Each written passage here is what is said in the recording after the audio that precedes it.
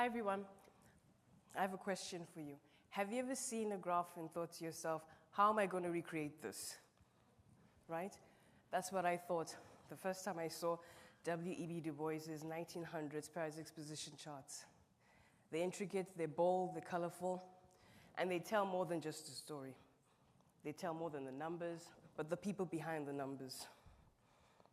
But historical visualizations are like that. They teach clarity over constraint. That is, they show you how to focus and foster on creativity, efficiency. They narrow down efforts and decision-making. Take Charles Minard's 1921's cartographic depiction of Napoleon's disastrous Russian march into Russia, which comprises and compresses multiple dimensions of the impact of the winter, dates, longitude, latitude, and the troops, all in one graphic without losing its clarity. Or Florence Nightingale's coxcomb diagram, which not only shows how really the soldiers died during the Crimean 1957 war, but the reality that they died not from bullet wounds, but from the squalid conditions they got because of the preventable diseases. The policy from this chart changed and created the nursing profession. Or William Playwright's 1912's plot depicting the quarter price of wheat as well as the paid labor. Not only was it the foundation for statistical depiction, but also showed national and economic debt as well as trade balances. Now, recreating Du Bois' revolutionary charts showed that you can actually create a checklist of reproducible design. And when you follow that checklist in your own visualizations, it goes to show that when you plot where and how you plot your visual elements, you can actually create your own creative visuals, which makes it easier for people to see. And when it makes it easy for people to see, they read faster, they understand what you're trying to say, and it also makes you a better data visualist. And if you follow that checklist again and again and again, you can get better feedback, and you can also get people understanding your work better. So we've probably seen this man's image before, but we have absolutely no idea who he is. Can we tell who he is? Have we seen him before? William Edward Bogart Du Bois, or Du Bois as he would like to be called, was born in Massachusetts in 1968, and he lived and he worked as a scholar, a civil rights activist, a historian, and he actually worked at Clark Atlanta University, just southwest outside downtown. His life spanned from the American Reconstruction to the Civil Rights Movement, when he died in Ghana in 1963 at the age of 95. So the original data visualizations and captions that he used himself depict a time that he used to refer to a certain demographic. So I hope no one will be offended. It's just for our edification. So what made the charts unique? Actually, at the time in his tenure at Clark Atlanta University, him and his students handcrafted 60 charts. Some of them are on the screen there. What they did was to actually show the Black American progress from the enslavement to where they actually moved from where they were staying, the property they owned, the livestock, the land. And not only were they unique like that, but they were actually written in English and French by Du Bois, because he was actually bilingual, to appease to the French audience. So what also was unique about them was the layout. Some of the layout was unique because some of the graphs, as we can see there, were designed in different shapes and styles, and they were put together in the same space.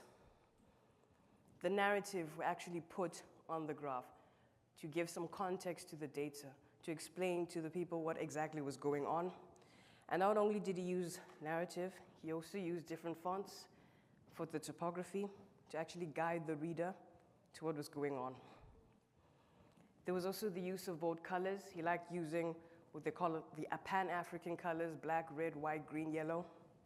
And they're bold and vivid, and also drew people to what he wanted to make the point on. So I actually used these three elements: the narrative, the layout, the topography, and the color, and use them as elements to recreate the design. So putting all the designs together actually created the reproducible, actually relived the old visualizations as part of the reproducible design. And when I talk about reproducible design, I'm talking about taking a graph and breaking it into its visual elements, like we were talking about, the font, the color, the layout, and putting them together. Step by step, you have your reproducible design. So looking at the layout, to recreate this stack area chart, which talks about how certain people were enslaved until from 1719 to 1870. I used the original CSV file, but the original file was laid out in a wide format. And when it comes to mapping software, they don't usually want a wide format. What they usually want is a long format. And that means that they need a category column as well as a value column. So I went ahead and changed the wide column, the wide format, into a long format using the pivot longer from TidyR. So what this means that they kept the year as it is, and the function created two functions: status for the category column and count for the value column. This makes it easier for multiple dimensions to show. And I also use the A package to make the indentation and the structure nice. So now that we have the long format, I could go ahead and create the stack area chart.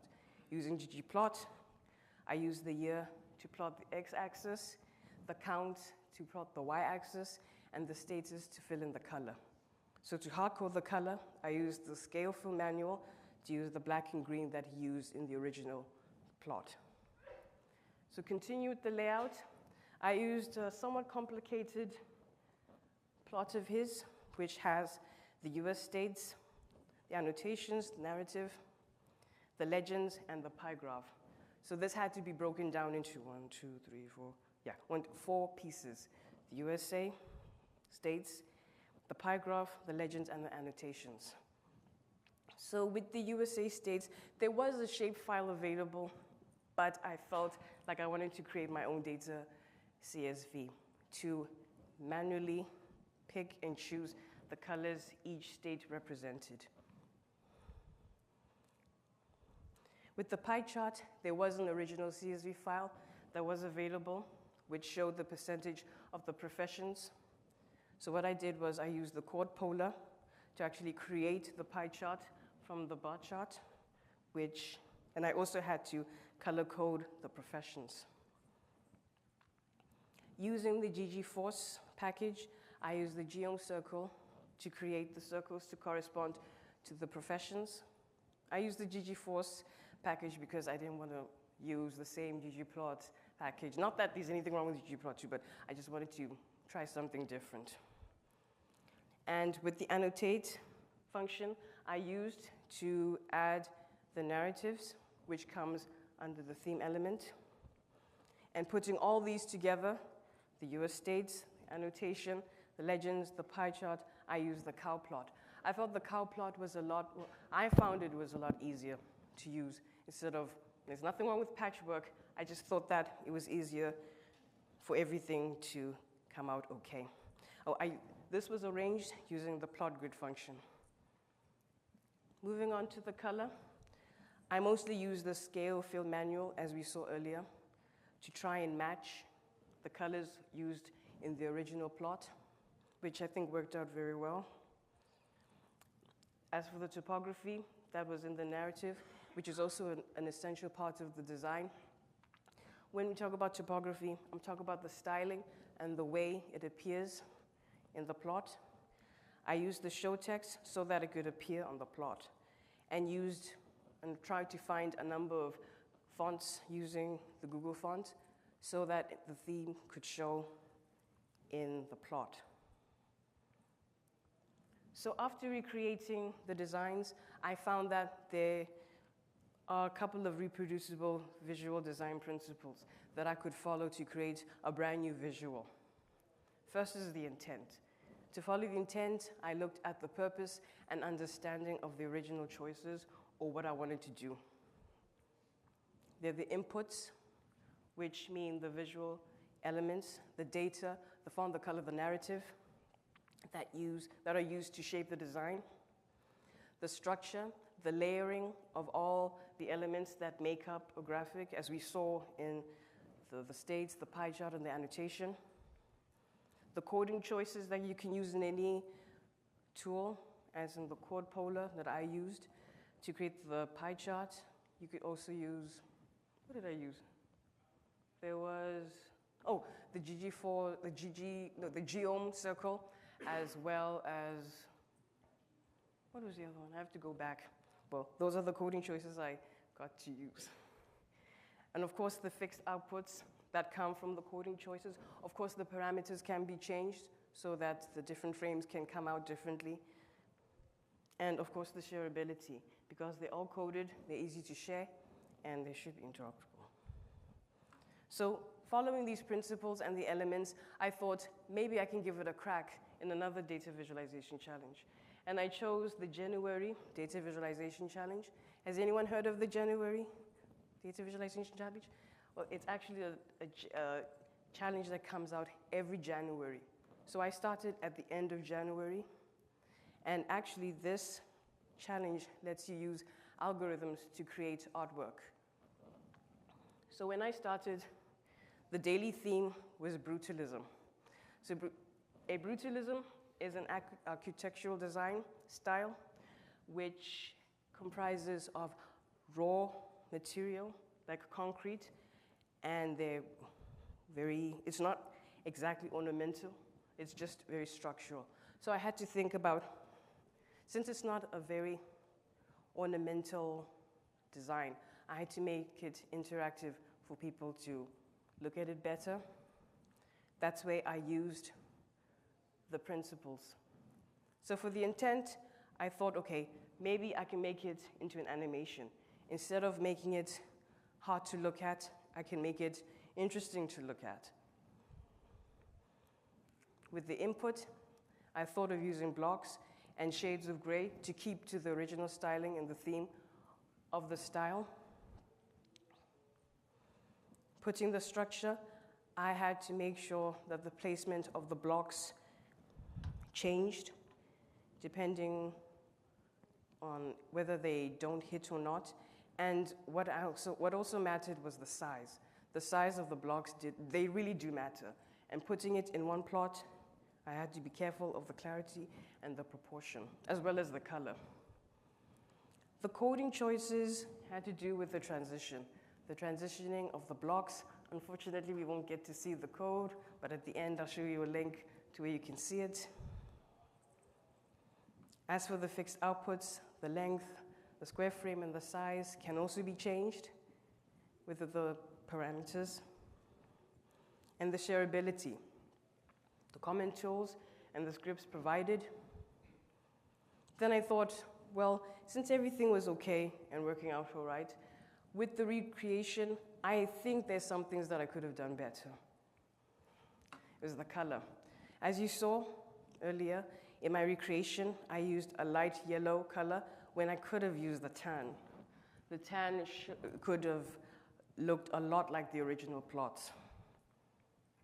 As for the topography, instead of trying to think of how it could look just like the original, I could have just used the topography from the Bois style and picked out the public sense and the charter.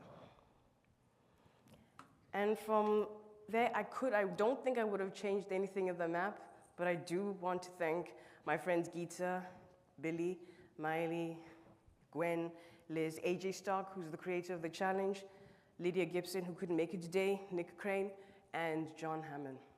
Thank you so much. I'm going to answer any questions.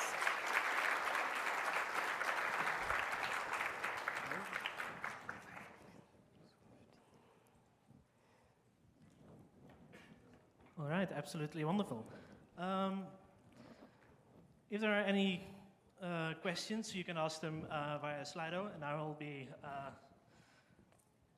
relaying them. Okay. So one question is, does Bois data exist electronically, like in a package or a data set, or do you have to create the data set manually? Oh no, the data sets already exist, and they're actually the original ones. But some of them do come out like they come out like in the wide format, so some of them do have to be changed, and in shape files. So they all come from institutions, from universities, so they already exist. They're all there. They're not collected yet in a single place. Pardon? How do you mean? They are not collected yet? Oh, actually, for the challenge, they are collected in a single place. Wonderful. It's just that AJ Stock had to collect everything so they originally come from museums and institutions, but they all, you can all find them in the Bois GitHub repository. Wonderful, thank you.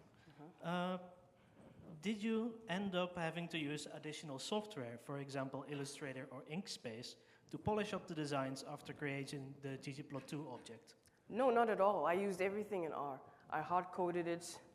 I didn't use any large language models because this was done last year. And because I'm from Africa, we don't usually use large language models yet. So everything was hard-coded. I Googled everything. Yeah, so no, I didn't use any other. I just used R. Great. Do you think that an LLM would be effective at writing code to replicate these visualizations? Using an LLM to recreate this, I think it would be, but you're going to have to like really guide it because the layout is so different, it's unusual. So you're going to have to tell it, move this chart here, move that map there, move it up and down. And it's possible, but I think it would be easier to do it yourself. Okay, wonderful. So we'll still be in for a job then. Yeah. All right, and with that, I would like to again thank Simisani for giving this talk.